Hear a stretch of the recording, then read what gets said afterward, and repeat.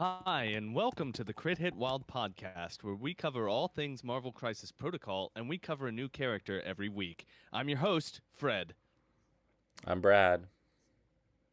And I'm Steven. And Brandon is unfortunately on location somewhere. He may join us, but he may have really bad cell reception. Today, we're going to be covering the character Deadpool, where it's a real shame we don't have Brandon because I think he's literally tattooed on his body. So Yeah, he we'll is. we'll have to get yeah. So we'll have to get his take on Deadpool later. But how is everybody doing? How are you doing today, Steven? Uh, How's your day been? Doing fine. We had a storm come in finally. There was a span up here where we went without rain for 19 days. But we've Oh, had 3 days of off and on rain, and now we're getting a big rain. So it's all good. But it's coming off the lake, so those storms are um, pretty violent, if you know what I mean. So, the lake effect storms. well, we got 7 foot waves right now. Holy moly. So, yeah. So Okay. Well, that sounds like it's a you be safe, sir. You well, be safe up there in the I, I stormy. I live in an apartment that's on the fifth story, so I don't have to worry about a 7 foot wave, even though I'm only like 200 feet from the water. Okay, so Okay, well that's good. How are you doing today, Brad? I'm doing pretty good. Brett, how are you How, doing? I'm tired. It's been a couple weeks. I've been working like 70-hour weeks. It's been rough. I hate this time of year. Oh But no. I'm surviving. And I'm happy to be here talking about Marvel Crisis Protocol. Uh Unfortunately, there's been a paucity of news from Marvel Crisis Protocol recently. They haven't had a whole lot, including uh like there hasn't been an episode from us for 2 weeks. We took a week off. This has just been That the was my time with fault. no Marvel Crisis Protocol.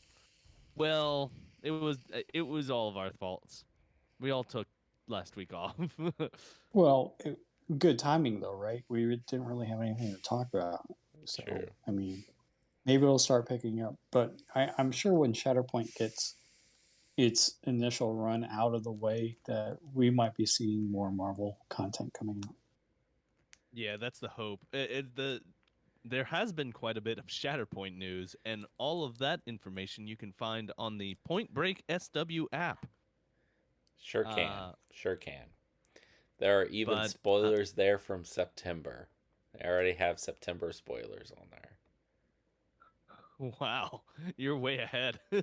Well, Grievous was supposed to come out in July, and they had to push him back to September after they spoiled his card. Okay. Well, for all of you who are enjoying playing Shatterpoint, that is a resource that you can look up. I haven't played since our game, Brad. Have Mm. you played any Shatterpoint? I have. I played last night. I played 2 weeks ago. Um, Finally, a game I can beat Borka at least for now. For now, For until he now, he figures it out.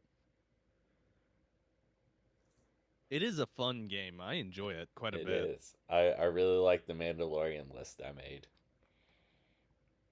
with Asajj and Maul and a bunch of Mandalorians. It sounds disgusting. Well, uh let's get into what we're talking about. Have either of you had any games that you want to talk about today? Yes, I have recently. So, All right, Steven, what tell us about the games you've played recently. well, this past Saturday, a dear friend of mine who's been a friend for over 30 years, Eric, I finally got to show him Marvel Crisis Protocol, and we did a little get together game, and it was quite fun. He ran Cap, Steve, and Hulk um, with a couple of other models I don't remember because Hulk was doing all the stuff. So, and he Yeah. picked Kingpin as my leader, and I played like Omega Red and stuff like that. But we didn't play with any tactics cards, so on and so forth. And he had a lot of fun. So I don't think he'll start collecting, but if I break it out as my collection, and he'll be more than likely to play it, because he and I get together for board games. He's really big into board games, and so we played one board game that totally fascinated me. It was the new Vampire World of Darkness one called Chapters, and the really interesting thing about that is that you have a character and they have preludes, and they write these little booklets, and they're like your little adventure booklets from back in the day. The do your own adventure, like read down here, make a choice, go to page this if choose A, or go to page this if you choose B. It was kind of like that. So it was really, really, really interesting. Okay. So I'm intrigued. We're most of the rest of us on this podcast are in a group where we play Vampire the Masquerade. Correct. Now, that's half the reason I mention it. But it's not as freeform. Your character's already made for you. You do the reward point system, so on and so forth. But you have these little chapters, and you're in Montreal, and it's set up very, very nicely. So it's just, and the content in that game is huge. So when I come down there, I'll pull up the website and show you guys and stuff like that. So awesome! I look forward to it. I also played a game against my other friend Robbie, who's been my Marvel Crisis Protocol friend, whom you know. And we played a game, and knowing that I'm coming down there for a tournament this Saturday, it was just kind of like a tune-up game, because I've been playing all these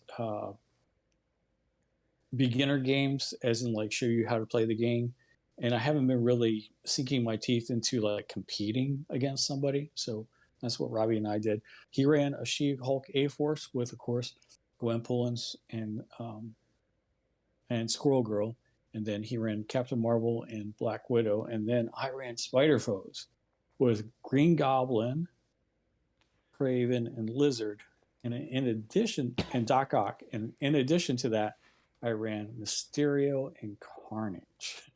How did that go? I'm interested to hear how your take on Mysterio and Carnage is. Well, Mysterio, you shouldn't expect him to do much, but he does just enough.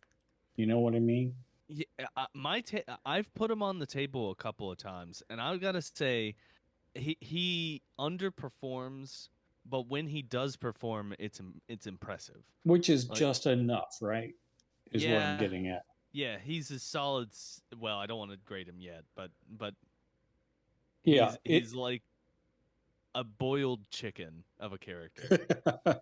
No, we had an infinity formula. I put him up on the point. He sat there, and he was facing off against Gwenpool, and Gwenpool would come in range. He'd do his tricks and traps, and then he'd do his attack, move her away. I mean, he did, and he only did one damage to her on an attack, moved her away, which was perfectly all right. She had to spend power to do her teleport, so on and so forth. So it was this mix of, you have to do this to get back into range. I'm defense 5. I'm on top of a building. I get cover. Just all the little stuff. So he held down what he was supposed to hold down, and he did it adequately enough. But I tell you what, oh my God, Carnage. Yeah, Carnage. Oh my goodness gracious, that character is insane if you get him rolling, and I did. So, yeah. Of course, running A-Force, Robbie had She-Hulk, correct? Mm-hmm. Okay, here's the damage profile that happened to She-Hulk. Green Goblin put 3 damage into She-Hulk. Lizard put 5. And then, let me do the math here. 3, 5, 12. Then Carnage had put 17 into her. Yes, that's 25 health.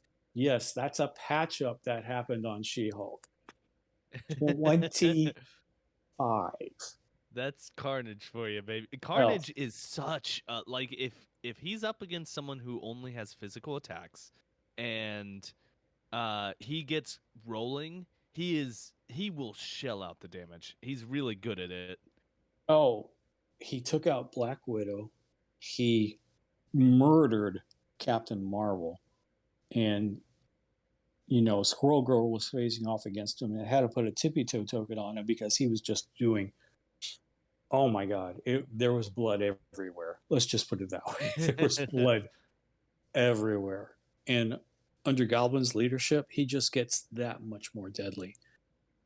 It's like I got his heal off one time. He was at 5 damage. So I'm like, oh yeah, I heal all my damage. I'm like, what? This is great. So yeah, yes. The problem, if someone just shoots him with an energy attack, he goes down. Like he is. Well, we're not here to I'm do just in depth on Carnage, but he is great. I do like him quite a bit. The thing is, we were at 20 points. I was playing Spider Foes, and Spider Foes has enough other problems in the list that you can't really concentrate on it. Yeah. That's the problem. What do I do about Goblin? What do I do about Doc Ock? Oh, there's Lizard. And Craven comes in behind Carnage and just, you know what he can do, right? I mean, it's just, it was incredible. It was incredible. That's all I have to say.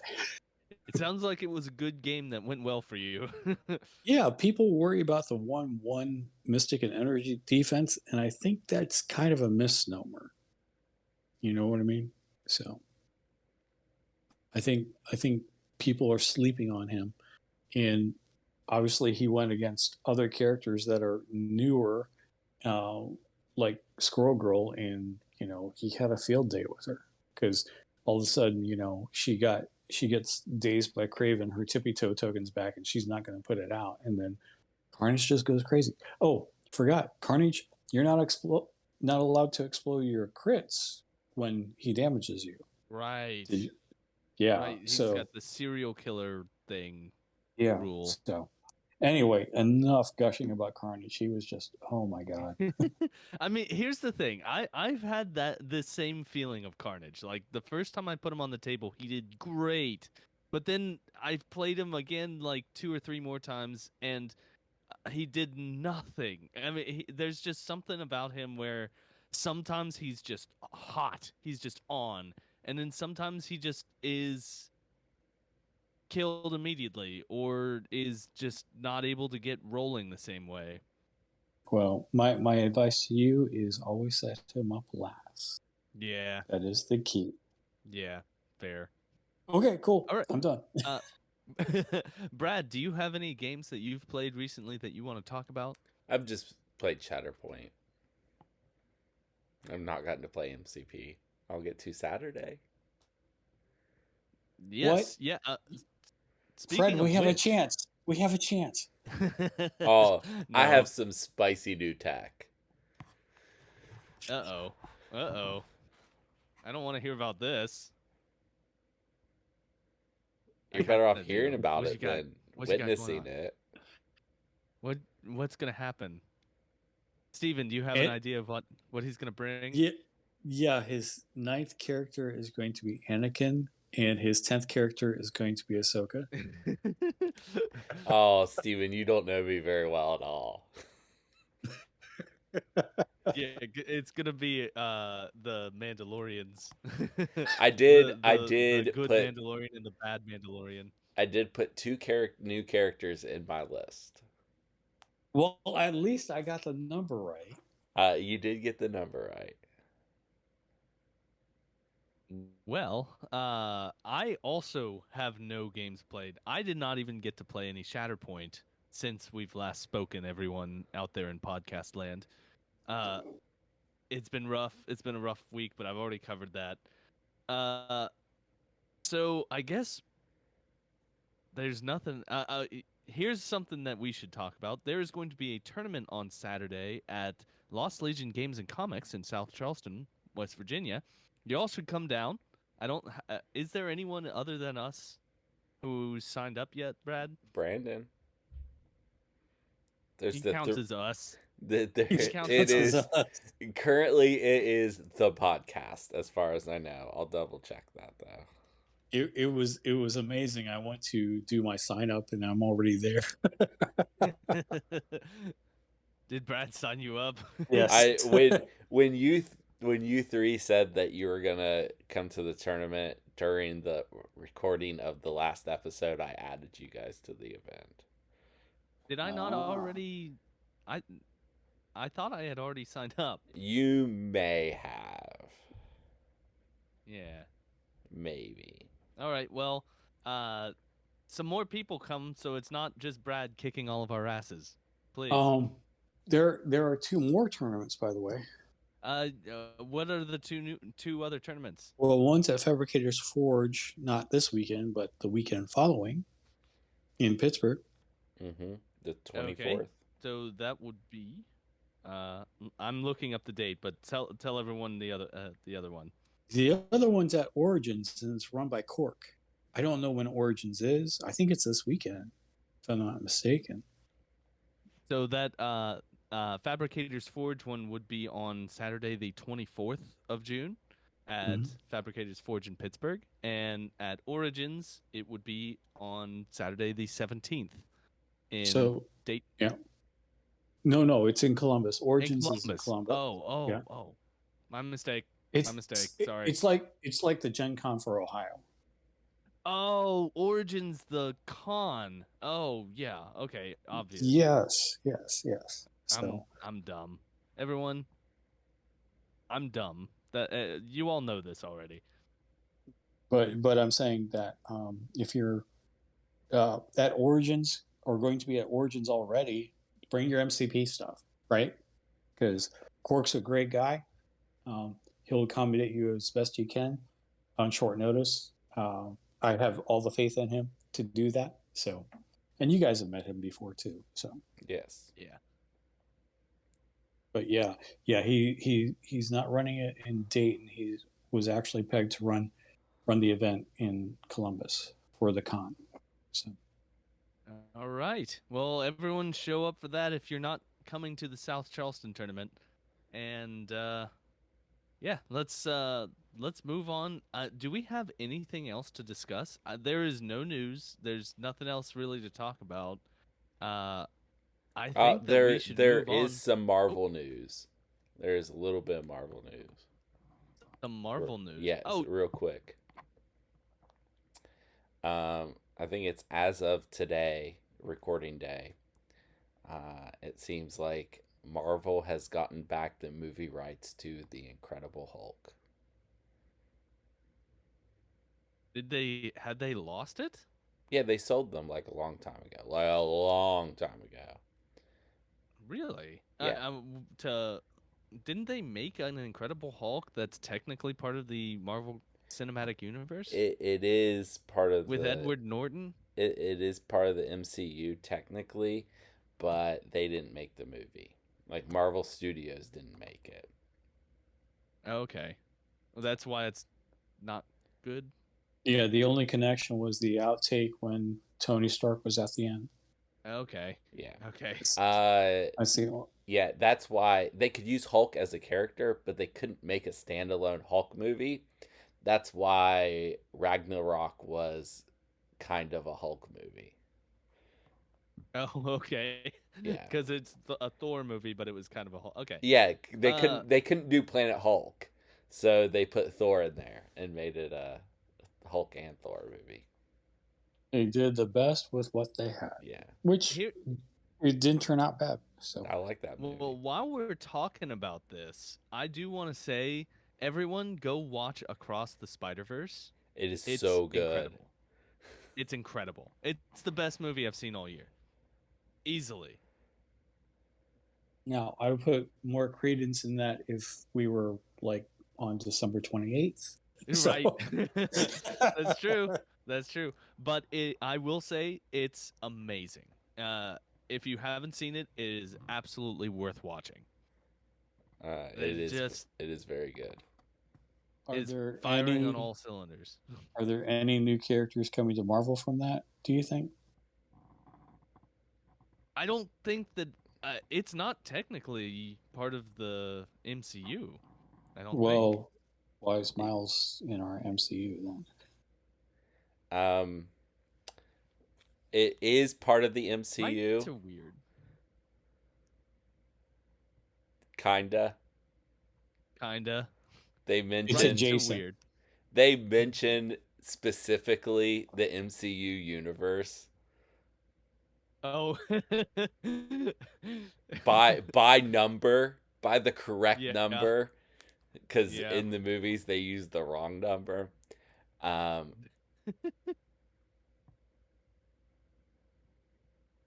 but they don't pull from the MCU. They pull characters from the comics. Hmm. I honestly, I haven't seen the second movie, but from the first movie, I would love to have a Dr. Octavia. Oh yeah, Yeah, um, I agree. I Vincent agree. Kirchhoff, uh, from Alfredo Size Through Taco Truck, and he runs the second one tournament. He changed his Doc Ock to her. That's awesome. Yeah. That's awesome. Yeah, I'll say I don't want to compare the two because I think they're both excellent, but I almost think I like this one more than the first one, Yeah. which is saying a lot. I, I agree with you, Fred. Yeah. Well, I think you like it more than the first one because usually when a second movie happens, from a first movie you have expectations, right? And if those expectations aren't met, then you don't feel as good about the second movie. But obviously the expectations were met or even exceeded in the second one, right? Right. It's so So good. I come out thinking like, "Oh, that lived up to what I thought it was going to be." So I have a higher threshold of happiness. Correct. Yes. Yeah. I think you're right. I think you're right. Yeah. So usually second movies that bomb are not up to snuff for what the first one was. So Yeah. So everyone go watch that movie. It's absolutely worth watching. Go see it in theaters while you can. It's great. Okay, let's move on to our gentleman that we are covering here today, and that is a good gentleman named Deadpool. Uh, he is. Oh my goodness. Okay, so his name is Wade Wilson. Okay, I'm gonna stop you Uh, right there, just real quick, Fred. okay. Are you familiar with the DC character Deathstroke? Yes, I am familiar with Can you Deathstroke. picture his costume? Yes, Okay. Does it look like Deadpool's? I think that there's similarity in, Okay. but Do I don't think they're the same. I mean, they're there very there's similar. similarities. There's similarities. Do you know Yeah. what Deathstroke's real name is? Is it Wade Wilson? It's not. It's not Wade Wilson. Come Okay, on, Fred. I do not know what It's Deathstroke's. Slade Wilson. Oh my god. The character Deadpool was absolutely at the beginning a rip off of Deathstroke. Except he's nothing like Deathstroke. That was, like but personality. that was the writer, the first writer, Fabian Nicieza, who gave him that different personality. The artist that created Deadpool absolutely just ripped off Deathstroke. All right. Well, There's some comics it's history for yeah, thank you for that piece of context. you. Okay, you can So continue now. wait. Okay. Wade Wilson here. So there's some changes that happen between the front and back of the card. Quite a few. His initial stamina on his front is 4. It goes to 6 on the back. He's speed medium, size 2. He is threat 3, and his defensive stats are 3, 3, and 4 on both sides. His first attack is a builder.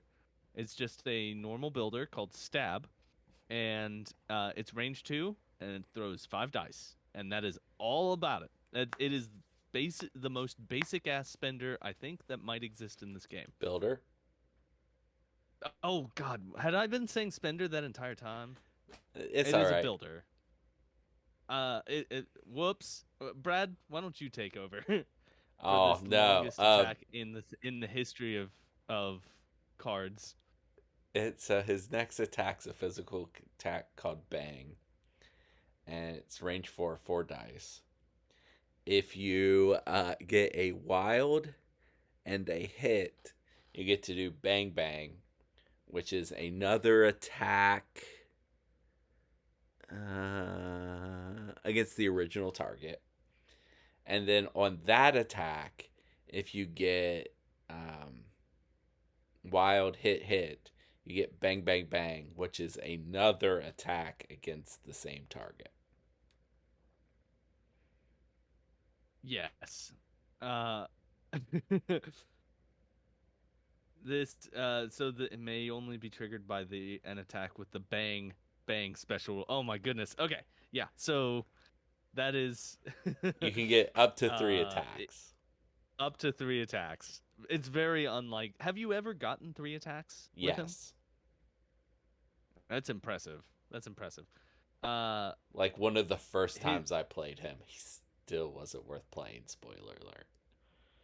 yeah, yeah. What's that last attack on his card there? Yeah, go ahead. Oh, okay. It's called Duodenum Poke. It is range 2. It throws 6 dice and it costs 3 power to use. And if it deals damage, the target character gains bleed and slow. And it goes away on his backside, on his injured side, or I should say his other healthy side. And it becomes maximum effort. Yeah, yeah. It becomes maximum effort. It's range 2. It throws 7 dice and costs 4 power. And it has Wild Dance Party, where after the attack is resolved, this character may advance short. And after the advance, characters within range 2 of this character suffer 1 damage, and this character gains 1 power for each damage dealt in this way. And it does say just characters, not enemy characters. So it will hurt friendly things if you don't use it carefully. Steven, why don't you go over I'll the take the whole thing if you want, Fred. So going down. Did you? Okay. All right. So we have a active superpower called Merc with a Mouth. It will cost you 3 power. Choose an enemy character within 3 of this character. It loses 2 power. Character may be affected by the superpower only once per turn, which means that if you're surrounded by 2 or 3 characters and you have the power, you can drain 2 from each one of them. Then he has an innate superpower called Aino Karate. This character may reroll 1 die in its attack and defense rolls. Also, we have another innate called Unicorns, Rainbows, and Sugar Plums Dancing Through My Head. This character cannot be pushed or advanced by effects from mystic attacks or enemy superpowers. And then last, we have the innate of Healing Factor 2. So at the end of his activation, he will heal 2 damage. Yeah, and there is one more innate superpower it. on his backside. I got it. Go All for it, right, Brad. now it's serious. This character always counts as healthy instead of injured for the purposes of contesting objectives. That's why it's his other healthy side. Mm-hmm. So all right, so that's Deadpool. Yeah.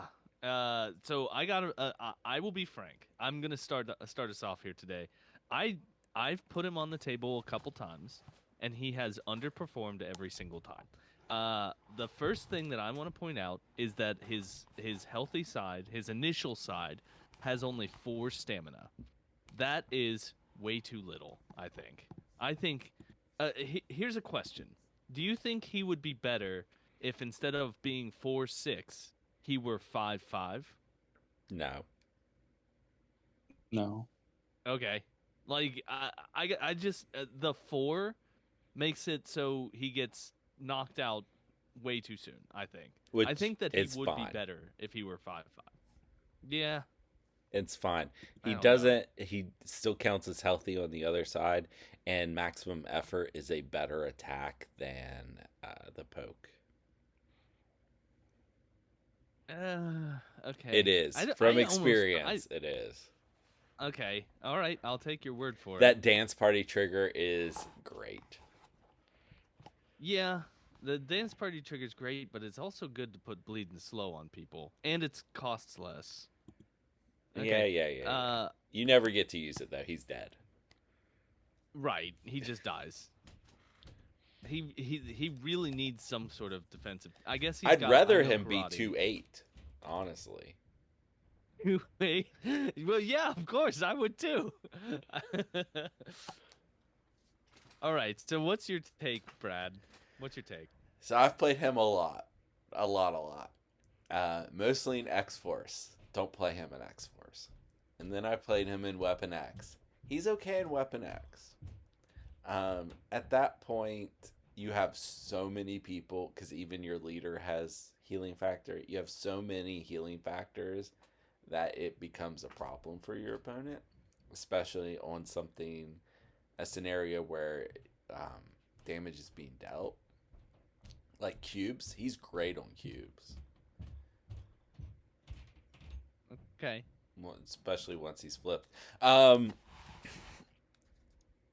Because he has more health and won't just instantly die. I know karate's great. His attacks aren't that great. Like, he feels weak for a 3-pointer.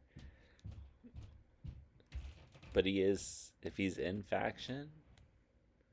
No, I can't even. Well, I have a question for you, Brad. Yeah. So, looking at his defensive suite and counting unicorns and rainbows, would you take him in instead?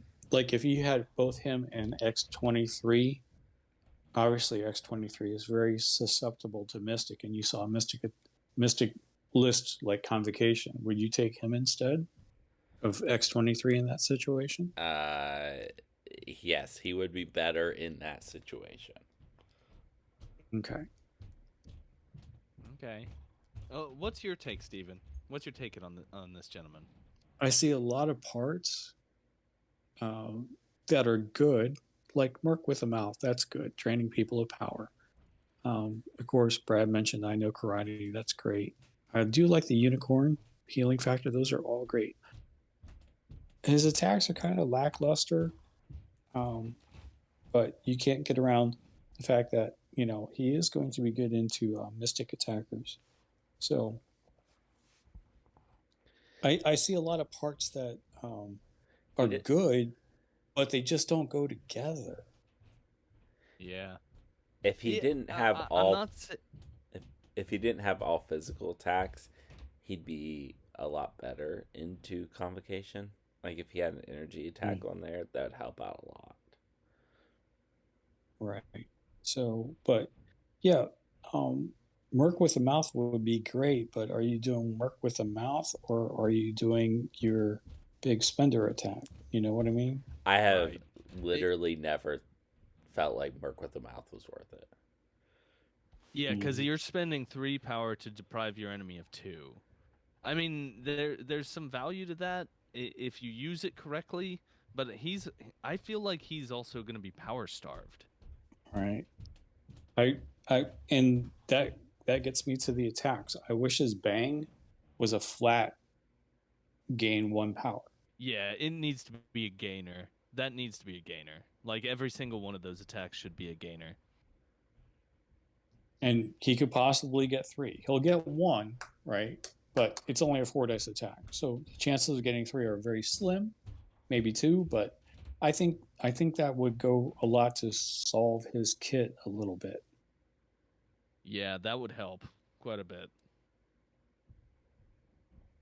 But other than that, I just, I see somebody who can work. I just don't know how he works. Yeah. All right, so before we move on, we got to talk about his tactics cards. So he has 2 tactics cards that are worth discussing.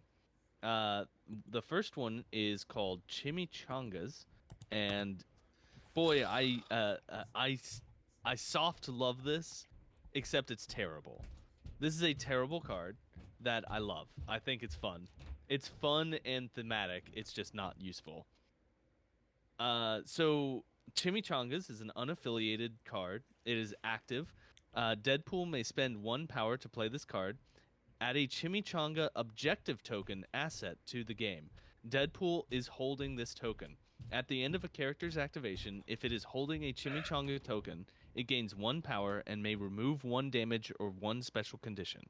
Any character may use the following interact ability: interact Chimichanga, pick up the Chimichangas. So that's a ton of fun. That's it could be really useful in the hands of someone other than Deadpool.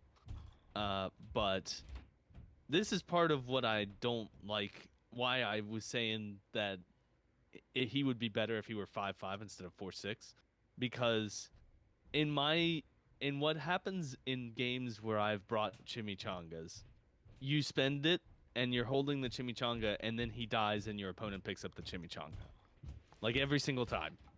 Fred, have you thought about waiting until he's already flipped to play the card? Yeah, but at that point, like, you don't really need the Chimichangas. It gives you healing factor 3 effectively. Yeah, it does. It's fun, but do you guys like this card? I should ask. This is what you do. Don't play this This card. is the. It took a long time for us play to... it every No. time. Don't play this card. Oh, there's a fight. It took a long time for us to finally convince Fred to stop playing this card. Don't play the card. Yeah, I enjoy this card. This is fun, and I did bring it for a while, but it's bad. it's pretty bad. So tell us your take, Steven. Dude, Why should we take it? I would do this, and then I would mission objective it over to Cable. X Force. If Cable had this, he would be a beast. I used to be trying to give it to Kingpin. Like, I was trying to give it to Kingpin all the time, who would also be a beast with it. Can you imagine Cable with 1 more power and healing? I think he would be a beast. I'm just wish listing, of course. So yeah. But what happens though is it never goes the way you want it to. It never happens the way that you want it to happen. No, but this card is the one with a plan within a plan, because as soon as you play Chimichangas, if you have a player that's not so experienced, it becomes the hot potato, and they go after a Deadpool, which in my estimation, that's fine. Okay, they're not playing the game. Yeah, fair. Okay, you're playing the meta game when you have this. Correct. Yes. I just find it usually helps my opponent more than it helps me in games where I've brought it. And the thing, what you should do is, if you're playing Deadpool with this card against a person saying, I'm spending 1 for Chimichangas, and instead of waiting for your opponent to ask what it does, you then read the card to them, word by word, possibly very slowly, so they get anticipation of getting a power and healing a damage on a character that can't, or removing a condition. So you make your opponent hungry for Chimichangas. Yeah, exactly. Yeah, I'll tell you this. I want some Chimichangas right now. I could go for some Chimichangas. See what I did there? Yeah, you made me hungry for Chimichangas. All right. So that's that card. Don't bring it. It's bad. Unless you want Chimichangas. Unless you want Chimichangas. The second card is called Yoink. I guess I'll go through this. It is an unaffiliated active card, and during Deadpool's activation, he may spend 2 power to play this card. You get to select one of the following abilities. If an allied Cable is within range 2 of Deadpool, place Deadpool within range 2 of his current position.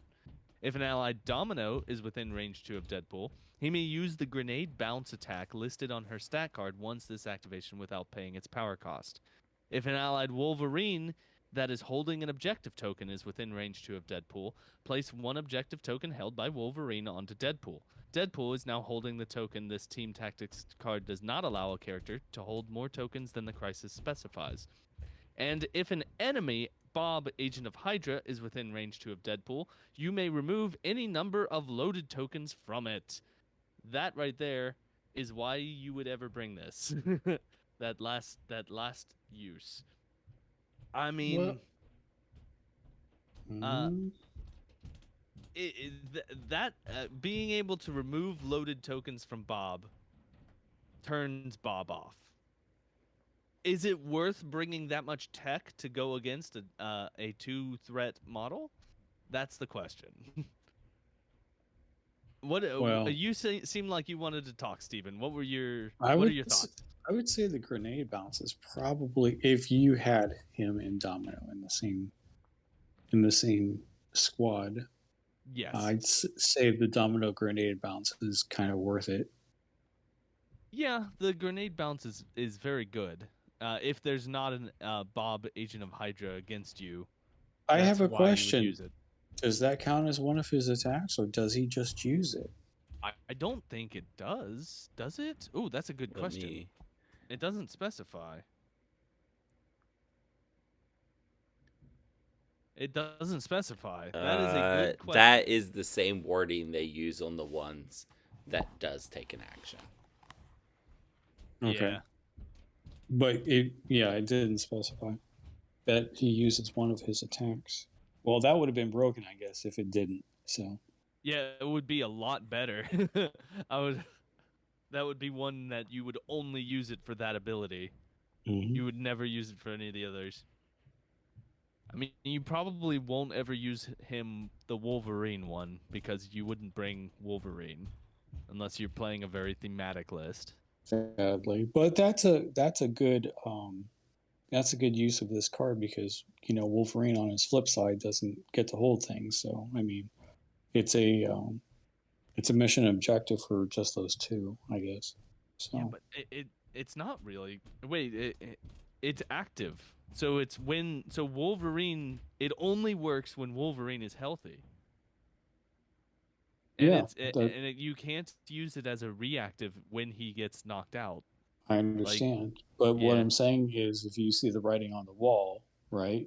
Like, you get attacked once and somebody takes off, 4 damage on Wolverine, and then they come into him, and then he uses exceptional healing, and he's going to get down the next round, then just have Deadpool go over and get it. Yeah. So. That is the use. That is the use for that combination. Mm-hmm. That's the circumstance. Instead of wasting your mission objective. Yeah. You would use this for the Domino or the Bob. Brad, what's your take on this card? We haven't heard from you. Don't take it. It's not worth it. Yeah, neither one of these cards are very good. No. Which one would you take if you had to take one? If I'm playing with Domino, I would take Yoink. Okay. Well, that wasn't the stipulation. Right. I don't play. If you're playing Deadpool in faction, you can kind of assume that you're gonna have Domino there. Okay. Yeah. Because Domino is one of the best 3 points in both those factions. If you had to take a card and Domino was not specified, then I guess Chimichangas would be the one to take if you had to take it. So, I mean, listen, if I was forced into a scenario where I had to play Deadpool with the list I currently play, which does not contain Domino, and I was forced, imagine there's a gun pointed at my head and I was forced to pick one card to bring with me, I guess you're right, I would take Chimichangas. But there would have to be a person with a gun standing next to me and an insane list of demands. A list of demands that doesn't make any sense. Well, but then you can use my tactic, Fred. I play 1 power to play Chimichangas and then read it very slowly. I mean, you're right. Okay. All right. What is everyone's... All right, let's go to our letter grades here for Deadpool. We've been talking a lot about him. All right, so what is your letter grade for Deadpool, Steven? C minus. Yeah, that's probably about where I'm gonna give him a C minus as well. He just doesn't work the way that he should. He doesn't do much on the battlefield. He feels underwhelming. Brad, Brad's probably the person who's put him on the field the most. What is Well, your take? I thought I was gonna be lower than you guys with my C minus, but I guess we're all just in agreement. Oh, damn. Wow. Oh, Yeah. wow. Hey, do you think when did he come out? Was he an early model? He was at the same time as Cable and Domino. So that it was the second wave of mutants. Okay. Like we got those original 4 boxes, and then a little bit later we got Cable, Domino, him, Bob. Boy, he came out at the same time as Domino, someone who is just so much better than him Oh yeah. for the Well- same threat. Yeah. He just feels like I bet if they made him now, he would be very different. He'd be very different. Yeah. Well, I mean, there's always hope. You know, he's on a vertical card, not a horizontal, right? You hope that they're gonna errata him. Yeah. I think the key to him is that bang is just give it the ability to give one flat power. Yeah, that would help a lot. That would And help him a lot. It would help a lot. And I think I go to a C plus if that happens. It would certainly improve my score of him. I don't know what I would give, but it would definitely up him. He 'Cause- just needs changed. He's not very good. He's not great. Just imagine like that bang and then bang bang. If you put him in Chrono Modoc, he's all of a sudden pretty viable, right? Ooh, I didn't even think know. about reevaluating him with Modoc. Yeah. He is much better under Modoc. Yeah, you're right. Yeah. Okay. But it doesn't give him a power. It doesn't use any power, but he's possibly putting out a lot of damage. Yeah. Yeah, it definitely makes him better under Modoc and under M'Baku. Yeah, but you can only use that ability once per turn with Modoc. Oh, okay. So you would have to get the second bang bang bang off by yourself. Yeah. So it Or- would almost never happen. Or if you natty did the bang bang, right? And then you can save Modoc's little ability if you get the other trigger for the bang bang bang. True. So I mean he could do a little bit better there. It would still be underwhelming. Y'all, Deadpool's underwhelming. That's it. Brad, do you have any comic book recommendations to talk about for Deadpool? I do.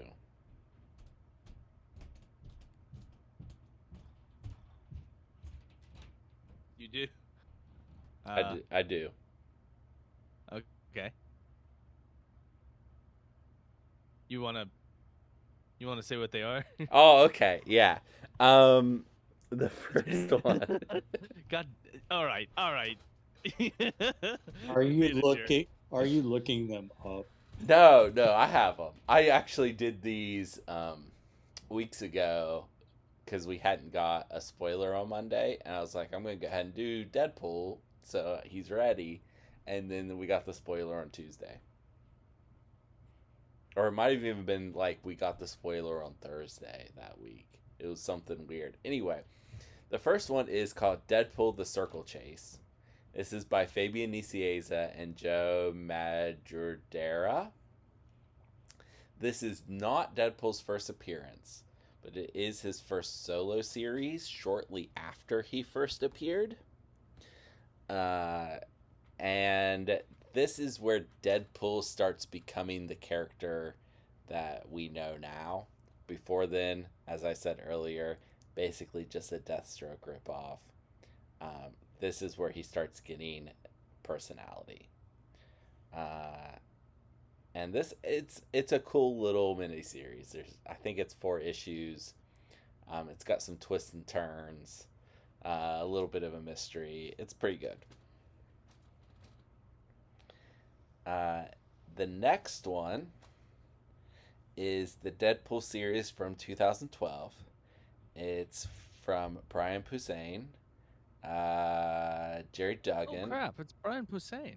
I thought that you would know who that was, and a variety of artists. I do know who that is. So he's very funny. This comic is written by him and a comic writer who has done very good Deadpool work since then too, and they work together to write the series. So, professional comedian writing Deadpool. It's pretty good. It also adds a bunch of like stuff to Deadpool's like sphere. So this is the series that introduces Deadpool's daughter. You Deadpool probably didn't know he had a daughter. I did not. I don't really see him being a very fatherly person. He struggles with it, Fred. It's one of the interesting things about this series. He's not very good at it, but he's trying. And Fred, did you know that he's also friends with the ghost of Ben Franklin? I did not know that. And did you know that they accurately have Ben Franklin being an absolute horn dog? Yeah. that is accurate. And this is the series where Deadpool marries the Queen of the Monsters because she thinks he's handsome. The Queen of the Monsters? Yeah. Yeah, she would be attracted by repulsive stuff, right? Yeah. They get married. Huh. I don't remember if it's part of this series, but they have a daughter together too. And there's flash forwards in one of the series, it may be this one, where his 2 daughters are fighting in the future. Anyway. Oh boy. Do they have healing powers? So the one that's part monster has something going on, but I don't remember what. The other one, nothing. Absolutely no powers. Which begs the question, Brad, is Deadpool actually a mutant? He has an X gene, so he is a mutant. He was not born with that X gene, but neither was Sinister. So you're saying my list is coming together with Sinister and Deadpool, right? So. Of people not born with the X gene? Who have it, yeah. Yeah. And that would also make sense that his germline would not send down the X gene to his child, right, to his vanilla daughter, and his other daughter must have gotten something from the Queen of the Monsters. Yes, exactly. Yeah, okay. I believe he has Wolverine's X gene, Logan's. I mean, that makes sense, except doesn't he heal better than Wolverine? Yeah, like he does. Best healer. He does. They did something to it before they put it in him. Actually, Fred, you are incorrect. The person who's best at healing is a character called Madcap. Mad Cow? Madcap. Madcap. Oh, okay. He talks to you by holding his head in his arm. Oh God. So it's interesting that you bring up Madcap, because Madcap lived in Deadpool's brain for a while and was one of the voices talking to him in his head. Mm-hmm. That might also be part of this series that I'm talking about. They did so much in this series So If I it's tied it in without even knowing. yeah, Okay, and if cool. it's not in this series, it's the series that comes after it. That's just Jerry Duggan writing it. Um, Brian Posehn's not writing it anymore. It's just Jerry Duggan. But it's one of those two series. Everything we're talking about. Fred, Wow. I will give you a nickel if you can guess what Madcap's weapon is. Uh, is it his own leg that's been severed? No. Okay, Brad, then I Brad, missed. would you like to enlighten him on what I his don't weapon is? I don't remember what it is. Is it like a lollipop or It's something? no, it's the bubble pistol. It shoots out Oh, that's bubbles right. to distract people. Yeah. It's a common squirt gun. Oh my god. It's Fred. Madcap is a cartoon character brought to life. Okay, Oh I boy. have one more recommendation. One more recommendation. Um, Okay. so this episode was requested by our friend Michael, and he requested it so that I would make this recommendation, and I told him I wouldn't. So we'll see if he's gonna listen. Um, it is Deadpool Samurai, and you guys are gonna have to bear with me with these names. It's by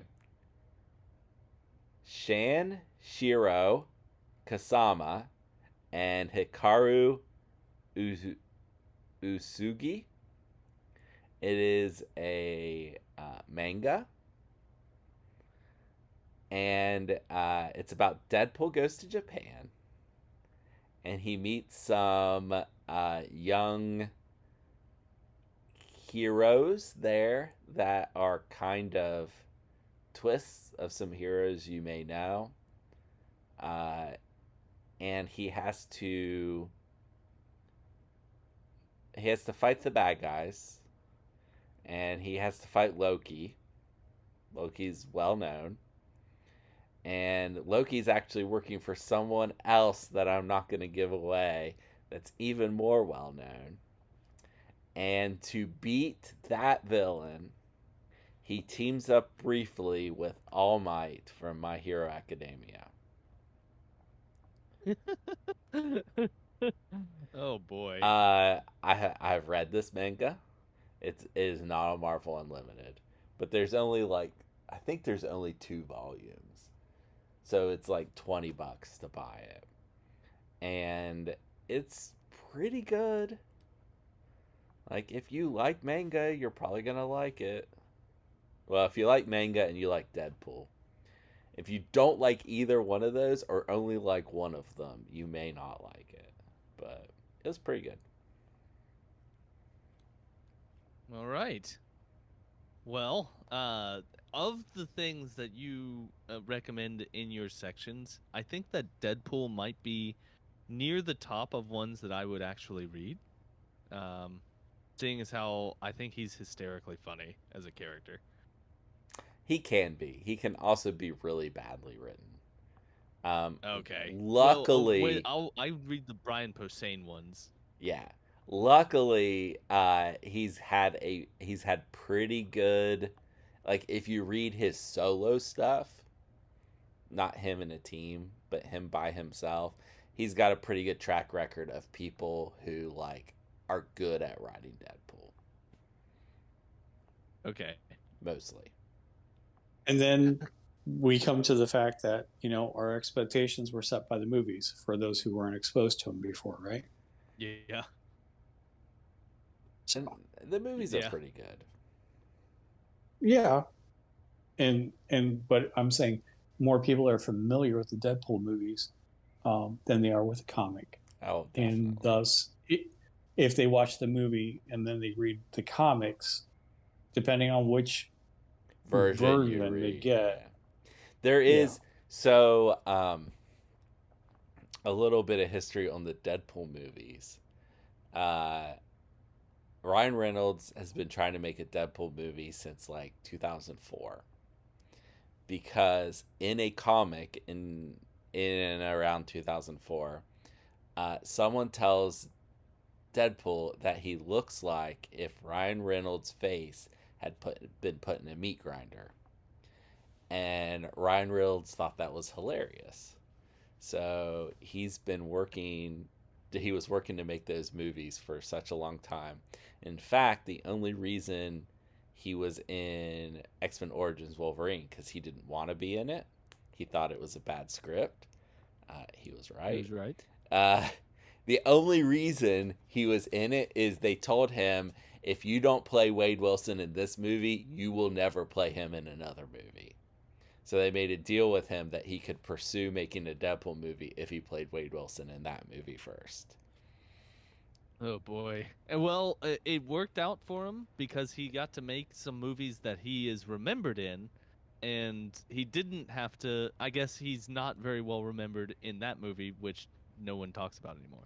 And he didn't even play. How bad it is. He didn't even play the bad version of Deadpool in that wasn't movie. even him. No, at the end, that wasn't him.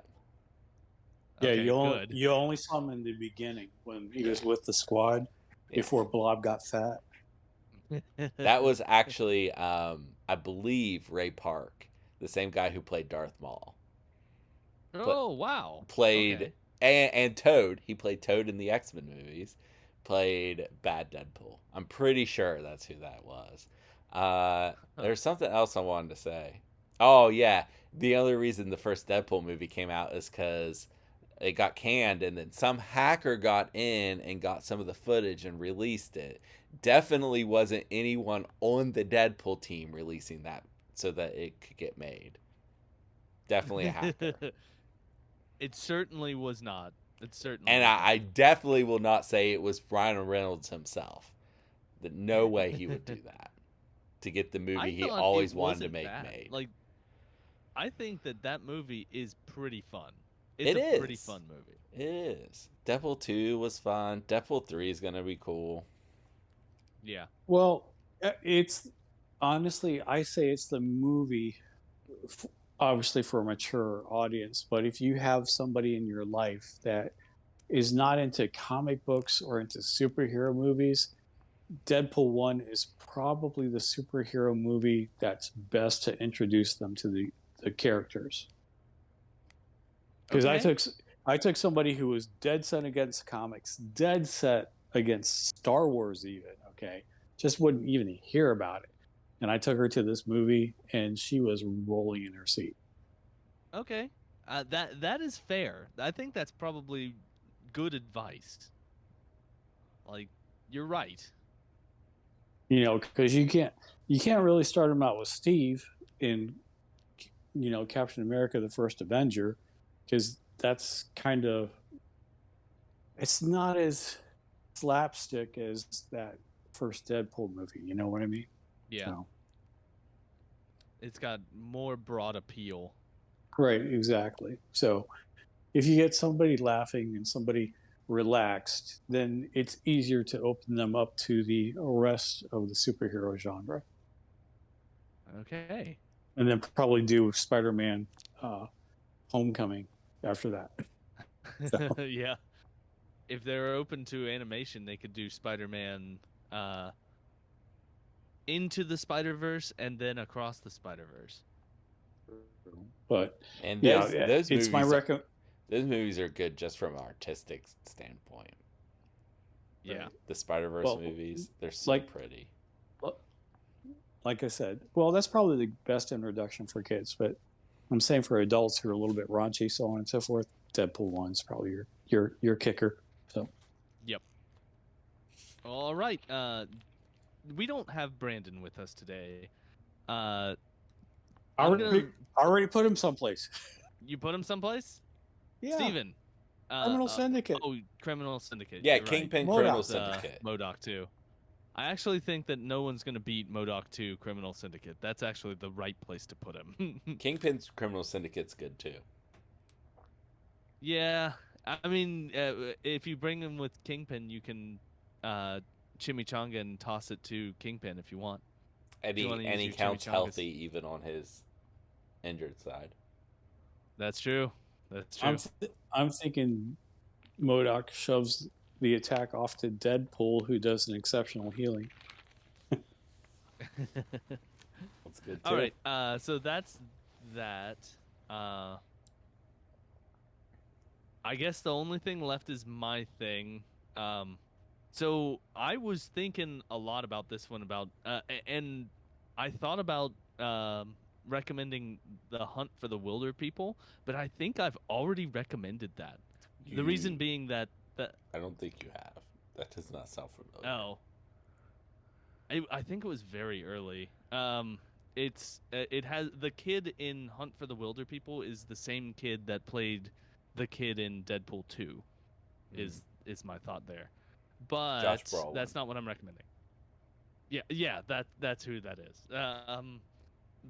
What I'm gonna do here is a real jump. So, I was thinking about X-Men Origins Wolverine, a movie that weirdly comes up all the time on our podcast, and I wonder why, Brad. I was thinking about how it's an origin story that's unnecessary and is bad. And another one of those, which I think has more merit than X-Men Origins Wolverine, is a movie called Prometheus by Ridley Scott, which is kind of an origin story of the aliens in the Alien movies. It is an interesting piece of sci-fi where humans find an alien planet where an engineering species that may have created them lives, and it also contains a very gnarly scene with an auto doctor where a person has to give themselves a C-section, and it's disgusting, and it's very good horror. So I highly recommend it as a movie. Go in not expecting it to be great. It's not good in the Alien movies. It's just a fun piece of sci-fi. Well, my comment to the Alien franchise is that they had a really good one, then they had a better one, and then downhill. You are correct. They had a great first movie, and then somehow a better second movie, and then they got real bad for some reason. Yeah, they did. Would you guys like to hear a really interesting fact about the Alien movies? Sure. What's this? I have never seen any of them all the way through. Not a single What? one. Really? Nope. I've seen bits How and far pieces of into the the first first two. one? What? Okay, so you've never actually sat down and watched the first one? Nope. I'll tell you what. It holds up both as a horror movie and as a piece of sci-fi. Like it's kind of like Jaws, where you watch it and you're gonna even today you're like, wow, this is just a really well put together movie. It is just a really well put together horror movie. Yeah. I've seen every Predator movie, every single one of them. Well, the Predator movies are not horror though. No, they're kind of like action. They're action movies. That's wrong. I have seen one Alien movie all the way through. Which movie? Aliens versus Predators. Oh my god. Okay. That's a terrible movie. Those are terrible it's movies. not good. It's so much fun though. But that's the instances of horror movies. You know, you've got slashers and stuff like that. But a true horror movie, like Fred was saying, is you never totally see the whole monster in its entirety. Right. That's why Jaws was so effective. That's why Alien was so effective, because you only saw parts and pieces of what that monster was. You're constantly thinking, how is this? I keep trying to put myself into the mindset of a person seeing it for the first time and just having their mind blown by this thing that you just see in the shadows. There's a jump scare in Alien, in the first Alien, that gets me to this day. When he's in the air ducts, when the captain's in the air ducts, and the alien hops out, and you can see it coming, like you see it on the motion sensor. You know it's right there, and it's just so scary every single time. Well, the one I'm going to refer to is the fact the second movie, they even had horror elements because you never really saw anything until the end when she fights the big queen. But like, remember when they're in the hallways and stuff like that, and they're firing off their weapons like crazy, and you see these bits and flashes, and there's like monsters everywhere. You know what I mean? Yeah, it's all fast flashes. Mm-hmm. Those are two excellent movies. Everyone, you know what? Forget my early recommendation. Go watch Alien 1, just Alien, and then Aliens. Fred, And do you remember have the a good part where the monster jumps out of the guy's chest and then starts singing and dancing? Yeah, that's from Spaceballs.